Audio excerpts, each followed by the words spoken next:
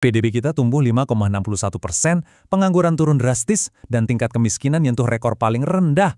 Kalau kita cuma baca judul beritanya aja, ekonomi Indonesia di tahun 2026 ini benar-benar kelihatan kayak kisah sukses yang luar biasa kan? Tapi tunggu dulu nih, survei terbaru justru ngasih lihat fakta yang bikin kita ngerutkan dahi. Ada 45% rumah tangga yang ngerasa kondisi ekonomi mereka tuh stagnan, alias gitu-gitu aja. Bahkan, nggak sedikit yang ngerasa malah makin memburuk. Nah loh, ada apa sebenarnya di sini? Kenapa ada jurang yang kerasa jauh banget antara angka makroekonomi yang gemilang sama kenyataan yang kita hadapin sehari-hari? Oke, hari ini kita bakal bedah tuntas topik ini. Kita bakal menyelami datanya, ngelihat apa yang sebenarnya terjadi di balik layar, dan nyari tahu apa sih arti semua angka bagus ini buat dompet kita semua? Mari kita mulai dari kabar baiknya dulu. Dan jujur aja, ini angka yang emang patut banget kita apresiasi.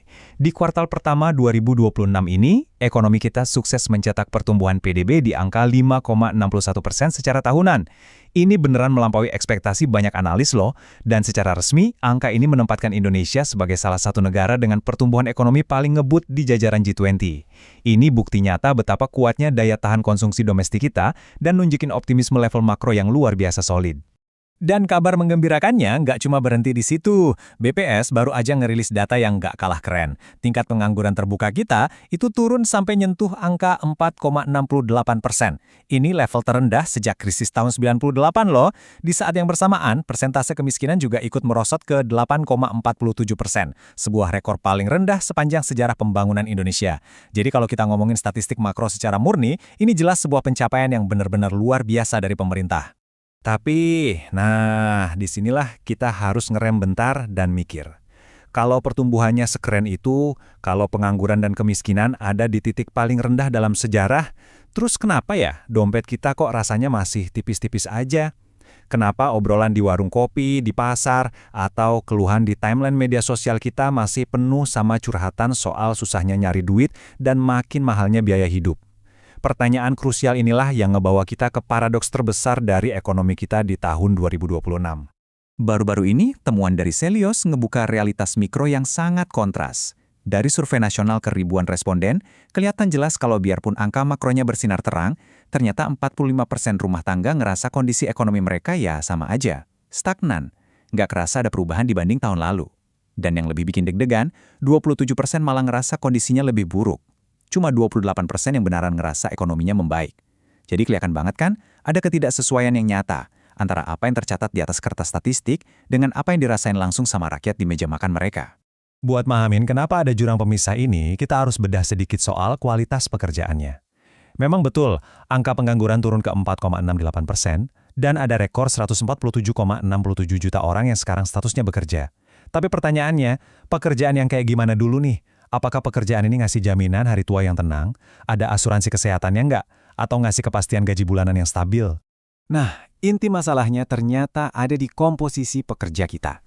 Dari 147 juta lebih orang yang kerja tadi, cuma sekitar 59,93 juta orang yang ada di sektor formal yang mapan. Terus sisanya gimana? Mayoritas absolutnya, yaitu sekitar 87,74 juta orang, itu masih harus berjuang keras di sektor informal. Sektor ini tuh isinya pertanian gurem, pedagang eceran kecil, sampai pekerja harian lepas. Kerja di sektor informal itu artinya ngadepin pendapatan yang naik turun gak karuan, rentan banget sama guncangan ekonomi, dan pastinya minim perlindungan sosial. Inilah alasan paling mendasar kenapa biarpun status KTP mereka bekerja, tapi yang namanya kebebasan finansial itu masih kerasa jauh banget buat puluhan juta orang. Dampak dari dominasinya sektor informal ini tuh langsung kerasa di sentimen publik loh. Kalau kita lihat persepsi masyarakat soal kebijakan pemerintah dalam buka lapangan kerja, 34% masyarakat itu nilainya buruk, dan 17% bahkan bilang sangat buruk. Kok bisa gitu? Ya karena masyarakat tuh nggak cuma ngeliat dari sekedar yang penting gue punya kerjaan, tapi mereka juga mikir, kerjaan gue ini bisa nutupin biaya hidup yang makin hari makin mahal nggak sih? Selanjutnya mari kita ngomongin soal kemiskinan. BPS nyatet kemiskinan turun ke angka 8,47%. Keren kan? Tapi tunggu, ada fakta menarik di lapangan nih. Lebih dari separuh masyarakat kita, tepatnya 53%, ngerasa program bantuan dari pemerintah itu nggak ada ngaruhnya sama sekali ke hidup mereka. Gimana ceritanya cuma? Angka kemiskinan bisa dibilang turun drastis, tapi program bantuannya sendiri dianggap nggak kerasa manfaatnya? Disinilah kita ketemu misteri kedua dari perjalanan ekonomi kita. Dan ternyata jawabannya itu datang langsung dari pemerintah sendiri. Pak Menteri Sosial Saifullah Yusuf belum lama ini bikin pernyataan yang sangat transparan dan cukup bikin kaget di DPR. Beliau secara terbuka ngaku kalau sekitar 45% dari bansos kita selama ini tuh salah sasaran, gara-gara masalah akurasi data. Jujur ini pengakuan faktual yang patut banget diapresiasi. Karena dengan transparansi kayak gini, kita jadi tahu akar masalahnya. Jutaan dana bansos sudah ngalir deras, tapi hampir separuhnya nggak nyampe ke tangan mereka yang benar-benar butuh.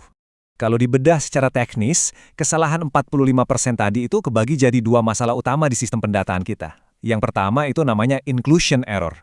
Ini tuh kondisi ironis di mana orang yang sebenarnya mampu, malah kedata dan dapat bansos. Terus yang kedua, dan ini yang jauh lebih bikin nyesek, namanya exclusion error.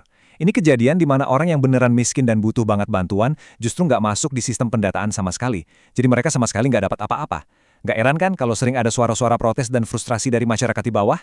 Masalah salah sasaran ini kerasa makin berat waktu kita sadar seberapa besar tekanan biaya hidup harian sekarang. Masyarakat kita tuh sekarang ibaratnya lagi kejepit dari dua sisi. Di satu sisi, banyak kelompok rentan yang nggak kebagian jaring pengaman sosial karena urusan data tadi.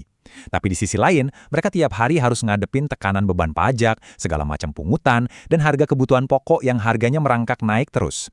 Situasi kayak gini nih yang nyiptain tekanan ganda dan pelan-pelan ngikis daya beli masyarakat. Dan beban ganda itu tergambar super jelas di survei Celios. Angkanya benar-benar mayoritas, tepatnya 85% responden, dengan tegas bilang kalau pajak dan pungutan pemerintah sekarang ini udah terlalu berat buat dipikul. Bayangin, pas 85% orang rasa berat secara finansial gara-gara regulasi negara, ya wajar aja kalau klaim pertumbuhan ekonomi yang katanya meroket itu masih kerasa kayak ilusi buat warga biasa. Pertumbuhan 5,61% itu seolah-olah ngabarin gitu aja, karena uang yang masuk langsung habis buat bayar pungutan dan harga barang yang makin selangit. Fakta di lapangan ini ngebawa kita ke sebuah pertanyaan strategis yang super penting.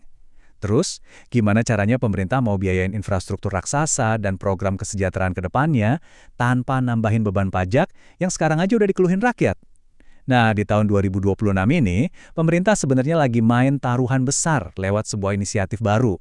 Dan percayalah, ini adalah momen yang benar-benar krusial buat nentuin masa depan fiskal negara kita. Tapi uniknya, kalau kita lihat tanggapan pasar global soal langkah besar ini, pandangan mereka tuh kebelah dua. Di satu sisi, raksasa kayak IMF dan Bank Dunia masih konsisten nyebut Indonesia sebagai bright spot, atau titik terang di tengah ekonomi global yang lagi nggak karuan. Mereka bahkan yakin kita bisa tumbuh stabil di atas 5%. Tapi di sisi lain, lembaga pemeringkat Moody's baru aja nurunin prospek surat utang kita jadi negatif. Kira-kira apa sih yang bikin pasar keuangan dunia jadi agak deg-degan, padahal angka makro kita kelihatan memukau? Ternyata, kecemasan mereka itu berpusat ke satu nama, Dantara, alias Daya Anagata Nusantara. Buat kalian yang belum tahu, ini tuh kayak kendaraan super holding super ambisius yang digagas langsung sama Presiden Prabowo. Visi di balik Dantara ini sebenarnya keren banget loh. Dia dirancang jadi instrumen kedaulatan ekonomi buat nyatuin semua kekayaan negara yang selama ini misah-misah. Tujuannya sangat positif, yaitu supaya kita bisa mandiri ngebayarin proyek strategis nasional tanpa harus gali lubang tutup lubang pakai tumpukan utang baru. Memang sih visinya mulia banget, tapi yang namanya pasar kan selalu ngelihat risiko di lapangan. Kekhawatiran utama yang bikin Moody's ngasih rapot negatif itu berpusat di risiko institutional entanglement. Bahasa gampangnya, mereka takut ada kerumitan birokrasi di mana Danantara ini malah berubah jadi semacam kantong kedua buat pemerintah. Pasar cemas, kalau lembaga sebesar ini beroperasi tanpa disiplin anggaran yang ketat dan lolos dari pantauan parlemen, ujung-ujungnya dia cuma bakal jadi tempat nampung proyek-proyek politis yang mangkrak dan malah jadi beban baru buat negara. Terus gimana dong caranya kita nepi keraguan ini dan ngembaliin kepercayaan dunia? Kabar baiknya, para ekonom sepakat kalau ada langkah-langkah konkret yang bisa langsung dieksekusi. Pertama, Danantara wajib banget ngebangun semacam benteng tata kelola yang profesional dan kelas dunia, yang benar-benar steril dari campur tangan politik jangka pendek. Kedua, transparansi radikal. Harus ada dashboard publik yang real-time biar semua orang bisa mantau performa investasinya duit negara. Dan yang ketiga, jalanin strategi asset recycling. Artinya, aset infrastruktur yang udah jalan dan nguntungin, itu ditawarin ke pasar buat modalin proyek baru. Jadi aset kita nggak mandek gitu aja. Oke, dari obrolan berat soal kebijakan makroekonomi miliaran dolar dan lembaga super holding, mari kita balik lagi ke realitas sehari-hari kita. Sebenarnya, apa sih yang lagi dilakuin pemerintah sekarang ini, detik ini juga, buat nutup jurang pemisah antara data BPS yang indah tadi sama kenyataan dompet yang masih seret di bawah? Kabar gembiranya, ada langkah-langkah nyata dan penuh harapan yang sekarang lagi berjalan. Saat ini juga Kemensos bareng sama BPS lagi gaspol ngelakuin bersih-bersih data secara masif. Mereka ngeluncurin inisiatif super krusial yang namanya DTSN Volume 2. Proses ini tuh benar-benar nyisir dengan teliti, ngeluarin puluhan ribu keluarga yang emang udah nggak berhak dapat bansos, dan langsung ngegantiin mereka sama warga yang benar-benar miskin tapi selama ini kelewat sistem. Fokus utamanya sekarang adalah mastiin BLT dan sembako itu benar-benar mendarat tepat sasaran di kelompok desil 1 dan 2. Artinya, ini langsung nembak ke kelompok masyarakat yang paling butuh di Indonesia. Ini benar-benar langkah perbaikan berbasis fakta yang ngasih kita banyak harapan. Jadi sebagai penutup dari analisis kita kali ini, reformasi ekonomi Indonesia di tahun 2026 ini ternyata nggak cuma sebatas ngejar angka pertumbuhan 5,61%. Pada intinya, ini adalah tentang tata kelola. Ini soal komitmen nyata ngebersihin data bansos biar nggak salah sasaran lagi dan ngebuktiin ke dunia kalau institusi raksasa kayak Danantara tuh bisa dikelola dengan integritas tinggi. Pertanyaan terbesarnya sekarang buat kita semua. Akankah era baru transparansi data ini akhirnya sukses menyulap ledakan makroekonomi di atas kertas menjadi kesejahteraan yang benar-benar nyata dan terasa di dompet kita semua? Terima kasih udah ngikutin obrolan mendalam kita hari ini. Tetap kritis, tetap optimis, dan sampai jumpa di analisis kita selanjutnya.